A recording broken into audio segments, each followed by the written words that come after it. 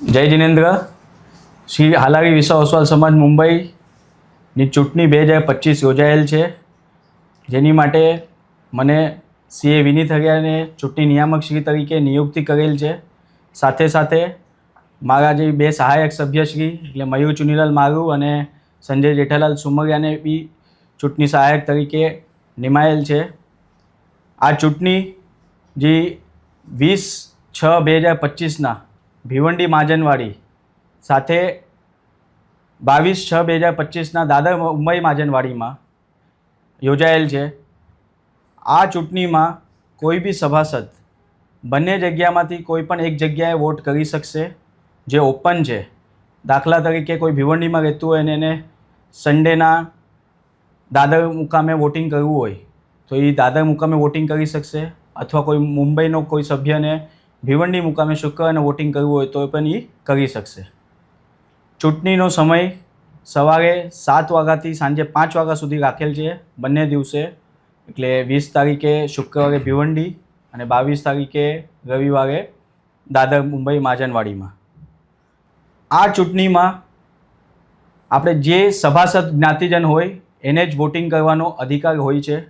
જે life member બન્યા હોય, જે 50 રૂપિયા ભરીને જેણે પાવતી લીધેલી હોય, જે લાઈફ મેમ્બર બનેલું હોય, એને એક નંબર આપેલો હોય LM નંબર, એ જ આ ચૂંટણીમાં ભાગ લઈ શકે છે.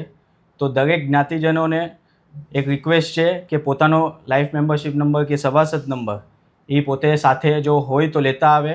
અધરવાઇઝ અમે અહીંયા વ્યવસ્થા કરી છે કે એમને અહીંયા કાઢી દેવામાં આવશે. એને વિસ્તારથી આપણે સંજયભાઈ અહીંયા સમજાવશે. આ ચૂંટણીમાં એક પ્રમુખશ્રીની ચૂંટણી છે અને એક કારોબારી સભ્યશ્રીની ચૂંટણી છે. પ્રમુખશ્રીમાં કોઈ પણ એક ઉમેદવારને નિમવાના છે. સાથે સાથે કારોબારી સભ્યશ્રીમાં કોઈ પણ 24 જણાને ચૂંટવાના છે. અને આ પદ્ધતિમાં તમને બધાને બે બેલેટ પેપર દેવામાં આવશે, એક પ્રમુખશ્રી પદ માટે અને એક કારોબારી સભ્યશ્રીના પદ માટે. બે અલગ બેલેટ પેપર દેવામાં આવશે. બે અલગ બેલેટ પેપર પર અલગ અલગ મતદાન કરવાનું રહેશે, અલગ અલગ મતપેટીઓમાં નાખવાનું રહેશે.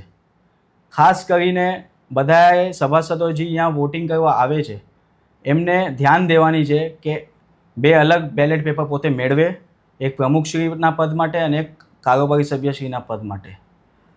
આ વોટિંગ દરમિયાન તમે જે વોટિંગ કરવું છે એ જે પણ ઉમેદવાર છે એના નામની બાજુમાં એક ફોટો છે એમનો, અને એની બાજુમાં એક ખાનો આપેલ છે ખાલી જગ્યાએ, એમાં તમારે મતદાન કરવાનું છે. મતદાન દરમિયાન તમે અથવા ચોકડી અથવા ટીક રાઈટ, એટલે ચોકડી એટલે ક્રોસ માર્ક અથવા રાઈટ એટલે ટીક માર્ક, આ બે નિશાની સિવાય કોઈ બી નિશાની કરી શકતા નથી.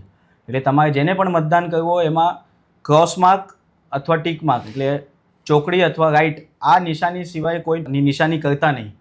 આ જ મતદાનની એક પ્રક્રિયા છે. આના સિવાય કોઈ પણ નિશાની કરેલી હશે એ મત રદ કરવામાં આવશે. આ ચૂંટણીમાં આપણે જોઈતા એક પ્રમુખશ્રીના પદ માટે જો કોઈએ એકથી વધુ મત આપેલા હશે એ બેલેટ પેપર પણ રદ ગણાશે. અને 24 કારોબારી નિમવાના હોય છે, એટલે કોઈએ 24થી ઓછા અથવા 24થી વધુ મતદાન કરેલ હશે એ બેલેટ પેપર પણ રદ ગણવામાં આવશે. એટલે ખાસ બધાને રિક્વેસ્ટ છે કે કોઈ આટલી મહેનતથી અહીંયા આવતું હોય એ ખાસ સૂચના જે અમે ઓલરેડી સિટીમાં પબ્લિશ કરેલી છે, કમ્યુનિટીમાં બધા જોઈ શકતા હશો, બંને વાડીના દફતરે બી લગાડેલી છે, એ આવીને જોઈને અને આખો નિયમને પાલન કરે, એટલે જેનાથી કોઈ મત કોઈના ફેલ ન થાય. એટલે ખાસ કારોબારીમાં ધ્યાન રાખજો કે 24થી ઓછી ચોકડી કોઈ મારશે અથવા રાઈટ મારશે, એટલે 24થી ઓછા કોઈ મતદાન કરશે અથવા વધુ મતદાન કરશે એ રદ કરવામાં આવશે. તેની ખાસ તકેદારી બધાએ લેવાની છે. એક મહત્ત્વનું એક અપીલ છે એક ચૂંટણી પંચ દ્વારા કે આ દર 2 વર્ષે શ્રી હાલારી વિસા ઓસવાલ સમાજની ચૂંટણી આવતી હોય છે અને દર 2 વર્ષે ઓસવાલ શિક્ષણ રાહત સંઘની ચૂંટણી આવતી હોય છે. એટલે હર વર્ષે લગભગ આપણી અહીંયા એક ચૂંટણી હોય જ છે. બધાને ખાસ અપીલ છે કે વર્ષમાં એક વખત ચૂંટણી માટે તમારે તમારો કિંમતી સમય ફાળવો, વધુમાં વધુ વોટિંગ થાય એવી અમારી અપેક્ષા છે. અને આ એક સમાજની એક પ્રક્રિયામાં એક લોકશાહી પ્રક્રિયામાં બધાએ ભાગ લેવો એવી નમ્ર વિનંતી છે અને બધાને સારામાં સારી સુવિધા અમે આપી શકીએ એવી અમારી એક કોશિશ છે. તમારા બધાથી સાથ અને સહકારની અમને અપેક્ષા છે. ને હવે જે સભાસદ નંબર માટે જે પ્રક્રિયા છે કે અમે ઓલરેડી એક લિંક પબ્લિશ કરી છે અને અહીંયા કેવી રીતે મેળવી શકશું એની આખી વિસ્તારથી તમને સંજય જેઠાલાલ સુમરિયા ચૂંટણી સહાયક શ્રી સમજાવશે. જય જિનેન્દ્ર. જય જિનેન્દ્ર.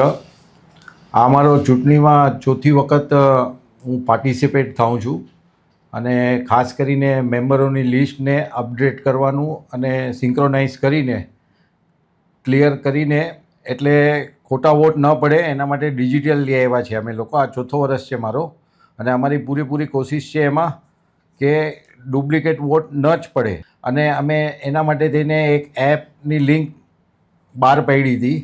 એમાં બધાને કહેવામાં આવ્યું હતું કે તમે તમારા પોતાના નામ ગોતીને તમારા સભ્યસદ લઈને એમાં કાર્ડ બી ડાઉનલોડ થતો હતો એ કરીને અપડેટ કરાવી લ્યો, કાંઈ ફેરબદલી હોય તો એનો બી ટાઈમ આપેલો હતો. અને ચૂંટણી દરમિયાન ટોટલ અમારા જેટલા બી કોમ્પ્યુટર હશે એમાં એ લિસ્ટ અમારી અપડેટ હશે અને કોઈને કદાચ કારણસર કોઈ સભાસદ ન મળ્યું હશે તો એ ઇમિડિયેટલી 1 મિનિટના અંદર એમને મળી જશે અને જે મેમ્બર હશે એને જ વોટ કરવા મળશે. જે મેમ્બર નહીં હશે એને વોટ કરવા નહીં મળે. ધન્યવાદ. શિક્ષણ અને નોકરી કરવાવાળા મતદાતાઓ સવારે વહેલા આવે અને બીજા મતદાતાઓ મોડા આવે તેવી અમે ચૂંટણી પંચ તરફથી વિનંતી કરીએ છીએ. એટલે આમાં મારું એક રિક્વેસ્ટ છે બધાને, આપણે આ વખતે ભિવંડીમાં બી 7 વાગ્યાનો સમય એટલે રાખ્યો છે કે ભિવંડીથી બારે ચાલુ દિવસમાં કોઈ મતદાતાઓને ભણવા જતા હોય અથવા નોકરીના કામકાજથી જતા હોય તો એમને 7 વાગે અહીંયા આવીને પોતાના સમયસર તે પોતાના સ્થળે પહોંચે એની માટે અમે સમયસર વહેલો લીધો છે. પણ એ સમય દરમિયાન જેને ભિવંડીથી બારે ન જવાનું હોય એવા જે પણ મતદાતાઓ છે એ થોડાક મોડા આવે જેનાથી અમે આ લોકોને પ્રાયોરિટી આપી શકીએ અને એ લોકોનો બી સમય સચવાઈ જાય એવી બધાને નમ્ર અપીલ. જય જિનેન્દ્ર, જય હિન્દ, જય ઓસવાલ.